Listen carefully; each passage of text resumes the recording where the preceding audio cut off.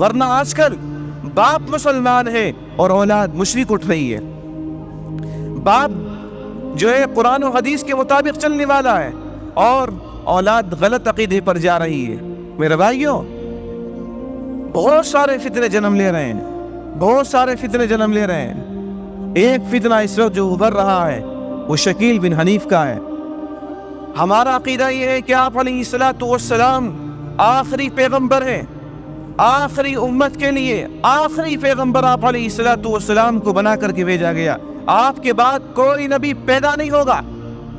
اگر کوئی آدمی یا کسی کے چیلے چپاٹے وہ انگریز کے غلام ہو یا موجودہ حکومت کے غلام ہو، اگر وہ ہمارے ذہنوں میں ہمارے سامنے آ کر کے یہ بات بٹھاتے ہیں اور ہمارا عقیدے کو بگاڑنے کی کوشش کرتے ہیں کہ نہیں آخری نبی کا مطلب یہ نہیں، وہ نہیں، یہ نہیں، کسی بھی چیز کو ہمیں نہیں سننا ہے۔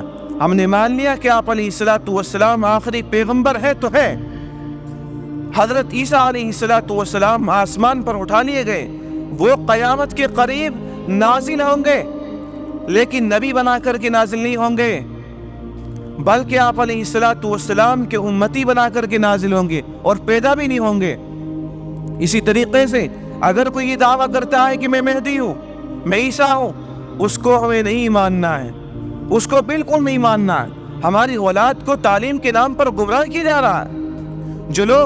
جو طلبہ اسکولوں میں پڑھ رہے ہیں، کالجز میں تعلیم حاصل کر رہے ہیں، یونیورسٹی میں وہ پڑھ رہے ہیں، ان کو جو پڑھا لکھا طبقہ، جو اصلی تعلیم یافتہ طبقہ ہے، وہ ان کو گمراہ کر رہا ہے۔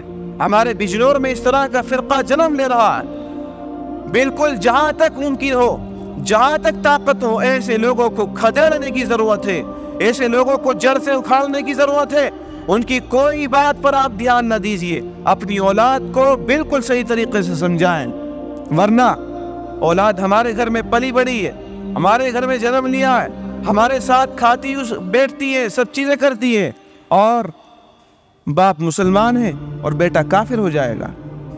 یہ کیوں ہے؟ یہ اس لیے کہ اولاد کی تعلیم اور تربیت پر کوئی دھیان نہیں دیا گیا۔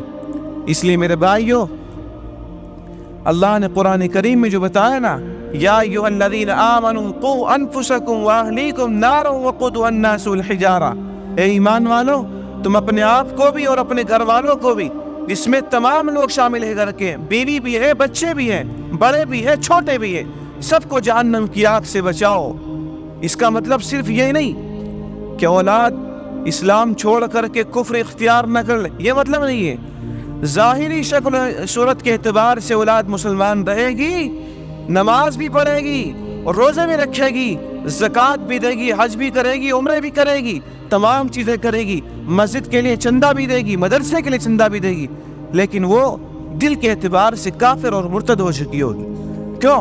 اس لیے کہ قرب قیامت میں جو فطرے جنم لے رہے ہیں وہ ان کے جھانسے میں آ جائے گی۔ اس لیے اس آیت کا جہاں مطلب یہ ہے کہ اولاد کو شرک سے بچاؤ، کفر سے بچاؤ، مرتد ہونے سے بچاؤ، وہی اس آیت کا یہ مطلب بھی ہے کہ کوئی فرقہ جو اسلام مخالف ہے، جو ختم نبوت کے مخالف ہے، جو آپ علیہ السلام کے خلاف ہے، صحابہ کرام کے خلاف ہے، اس فرقے کے ساتھ وہ شامل نہ ہو جائیں۔ اس آیت کا یہ مطلب بھی ہے، اور یہ ذمہ داری ماں باپ کی بنتی ہے۔ آپ علیہ السلام سے پوچھا گیا کہ اولاد کی کیا حقوق ہے، تو آپ نے دو جواب دیے، کہا ان یحسن اسمہ، سب سے پہلی ذمہ داری ماں باپ کی یہ ہے کہ جب اولاد ہو تو اس کا اچھا سا نام رکھو۔ دوسری ذمہ داری یہ بنتی ہے وَيُحْسِنَ أَدَبَهُ، اس کو بہترین تربیت دو، بہترین ادب سکھاؤ، بہترین ادب سکھاؤ، کھاتے کس طریقے سے، بیٹھتے کس طریقے سے، چلتے پھرتے کس طریقے۔ آج مسلم محلوں میں نکل جائے، معاف کیجئے گا، بہت سخت الفاظ کہنے کو دل چاہتا ہے، لیکن نہیں کہے جائیں گے زبان سے، اللہ کا گھر ہے۔ مسلم محلوں کی صورتحال یہ ہے کہ ہندوستانی کسی بدتر سے بدتر قوم کی وہ صورتحال نہیں ہے، پہچان ہی نہیں ہوتی کہ یہ مسلم محلہ ہے، یہ مسلمانوں کے بچے ہیں۔ ان کی زبان سے وہ گالیاں، وہ الفاظ جو کسی صحیح ذہن رکھنے والے انسان کے کان سننے کو بالکل نہیں سنیں گے۔ ان کے زبان سے وہ گانے، وہ گالیاں، وہ الفاظ جو ایک انسانی دل و دماغ کو جھنجھوڑ کر رکھ دینے والے ہیں۔ یہ ہمارے بچوں کا حال ہے۔ ہم لوگ کس دہانے پر کھڑے ہیں؟ کہاں کھڑی ہوگی ہماری قوم؟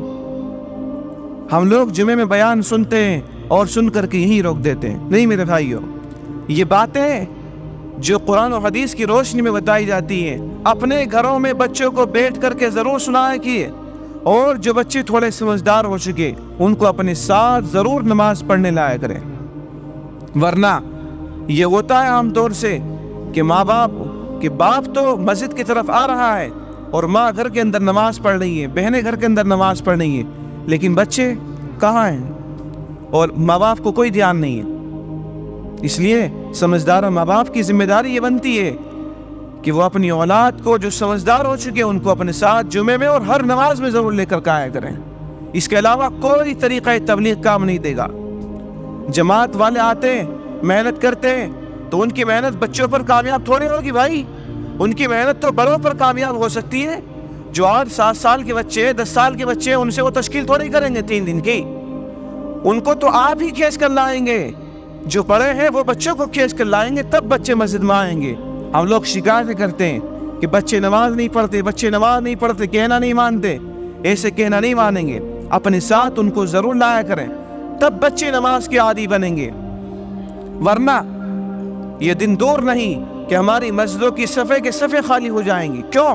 اس لیے کہ جو لوگ آج بچے ہیں، کبھی وہ تو جوان ہوں گے، وہ بڑے ہوں گے کبھی نہ کبھی۔ جب آج ان کو نماز کی عادت نہیں ہے تو کل وہ نماز کیسے پڑھیں گے؟ کل وہ روزے کیسے رکھیں گے؟ کل وہ قرآن و حدیث کو کیسے سمجھیں گے؟ الگ سے کوئی امت نہیں آئے گی، ہمارے بچے ہی ہماری جگہ لیں گے، ہماری اولاد ہی ہماری جگہ مسلمان بنے گی۔ اور اگر ہم نے غفلت برتی، لاپرواہی برتی، تو پھر بہت برے دن آنے والے ہیں۔ اللہ معاف فرمائے۔ اللہ تعالیٰ ہمیں اپنی اولاد کی صحیح طریقے سے تربیت کرنے کی، ان کی حفاظت کرنے کی توفیق عطا فرمائے۔ جو باتیں سمجھائی گئی ہیں، کہی گئی، ان پر عمل کی توفیق عطا فرمائے۔ وآخر دعوانا ان الحمد للہ رب العالمین۔